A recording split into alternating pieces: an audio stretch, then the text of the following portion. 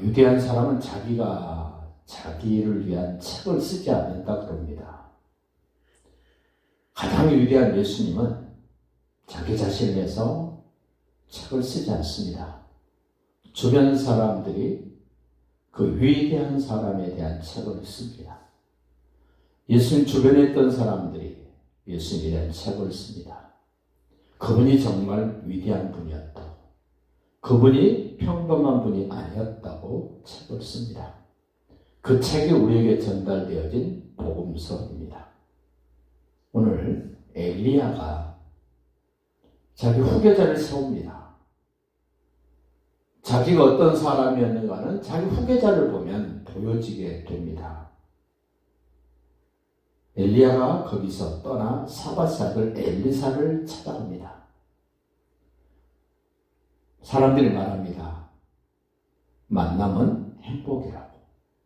만남을 통해서 수많은 일들이 이루어지고 발생되어지고 진행되어지고 완성되어지는 것을 봅니다. 엘리야가 엘리사를 찾아가는 이유가 뭐였습니까? 하나님이 말씀을 하십니다. 그 19장 16절을 보시면 너는 님시 아들 예후에게 기름을 부어 이스라엘의 왕이 되게 하고 또 아벨 모올라 사밧의 아들 엘리사에게 기름을 부어 너를 대신하여 선지자가 되게 하라. 하나님의 사람, 위대한 하나님의 사람 엘리야는 왕을 세우는 일보다도 가장 먼저 우선해서 해야 될 일이 있는데 하나님의 선지자를 세우는 일을 분명하고도 확실하게 합니다.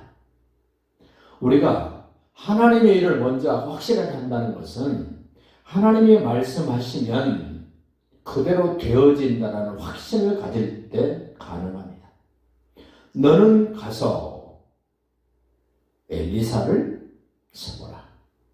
그 말씀대로 즉 엘리사를 찾아갑니다. 사밧의 아들 엘리사를 만나니 그가 12결의 소로 12쌍의 소, 일반적으로 이해가 안 되는 그런 장면입니다만은 엘리사의 집안이 얼마나 풍족한 가정이었는가를 소개하는 이 12거리의 소 밭을 갑니다. 그리고 엘리사는 12째 결의소와 함께 있습니다. 엘리야가 가서 엘리사에게 자기의 겉옷을 벗어서 던져줍니다. 이것은 후계자를 세우는 일이고 하나님이 너를 지명하여 불러 쓰시겠다는 표식이기도 합니다. 우리는 먼저 하나님의 말씀하시면 되어진다. 그 말씀 속에서 하나님은 어떤 사람을 특정지어 지명하여 말씀을 합니다. 확실하게 아벨 모올라 사밧의 아들 엘리사라고 지명을 합니다. 그리고 그에게 할 일을 알려줍니다. 엘리야에게도 가서 기름 부으라고 말씀을 하고 엘리사 역시도 내가 엘리야처럼 하나님의 일을 해야 된다라고 확실하게 할 일을 전해줍니다. 나는 무슨 일을 해야 될까? 갈등할 일이 없습니다. 하나님이 선택한 사람, 하나님이 지명한 사람, 할 일이 분명합니다. 이렇게 하나님의 일을 해야 될 사람은 구별된 사람입니다. 하나님은 우상 숭배하는 사람 결코 쓰지 않습니다. 열심히 일하고 있는 엘리사를 부르십니다. 먼저 하나님의 사람인 엘리야가 순종했더니 하나님의 사람으로 쓰여져야 될 엘리사가 순종을 합니다. 12개월이 서로 열심히 밭 일을 하고 있는 엘리사를 부르십니다.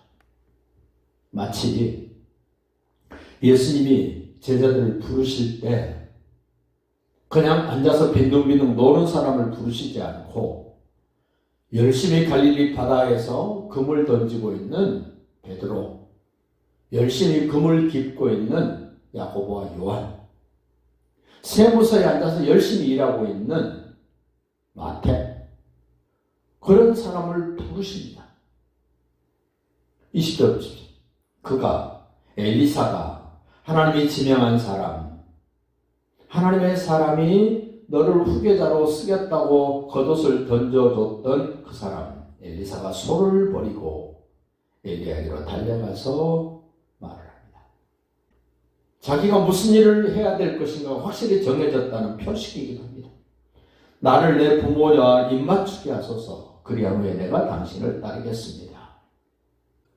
할 일이 분명했기 때문에 정리정돈해야 될 것도 확실합니다. 엘리야가 엘리사에게 이르되 돌아가라. 내가 내게 어떻게 행하였느냐 하니라. 엘리사가 그를 떠나 돌아가서 한결이 소를 가져다가 잡고 지금까지 밭가하는 일을 했던 엘리사가 이제는 그 일을 접습니다. 포기합니다. 내려놓습니다. 확실하고 분명하게 정리해야 될 것들 정리해야 합니다. 자기 소를 잡아 기름을 불살라 그 고기를 삶아 백성에게 나누어주면서 먹입니다. 하나님의 사람들이 해야 될 일, 하나님의 백성들을 살피고 돌보는 일, 먹이는 일 해야 됩니다. 마치 예수님에게 찾아왔던 부자 청년과 대비되는 인물이 엘리사이기도 합니다. 부자 청년이 예수님에게 찾아옵니다. 선한 선생님이여, 내가 무슨 일을 해야 구원을 얻을 수 있습니까? 아주 당당하게 찾아왔습니다. 그런데 엘리사는 하나님의 사람 엘리야가 찾아옵니다. 부자 청년이 예수님에게 말합니다. 내가 어려서부터 다 준행했습니다. 그래서 주님 말씀하십니다. 네 소유를 팔아 가난한 자들에게 나누어주고 나를 따르라. 그 청년 근심하면서 돌아가서 지금도 아직도 돌아오지 않았습니다. 그런데 이 부잣집 이 엘리사 기꺼이 소 한 개, 2마리를 잡아서 주변 사람들에게 나누어 주어 먹게 하고 그는 분명하게 엘리야를 따릅니다. 하나님이 말씀하시고 하나님의 사람에 순종하고 자기 자신도 순종하면 멋진 일들이 이루어집니다. 일어나서 엘리야를 따르며 수종들었더라. 하나님의 말씀이 성취되는 현장을 자기 자신이 경험을 합니다.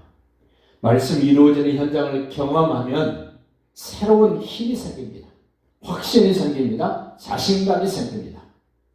주변에 무슨 일이 생겨도 두려워하지 않습니다. 엘리야를 따르며 수종들었다. 나는 하나님의 사람, 어떤 사람을 따라야 될 것인지, 누구와 함께 해야 될 것인지를 우리는 끊임없이 결단해야 됩니다. 세상은 우리를 그냥 내버려 두지 않습니다. 내가 하나님의 사람을 따라야 되는데 어떤 사람을 따를까? 내가 누구를 섬겨야 될까?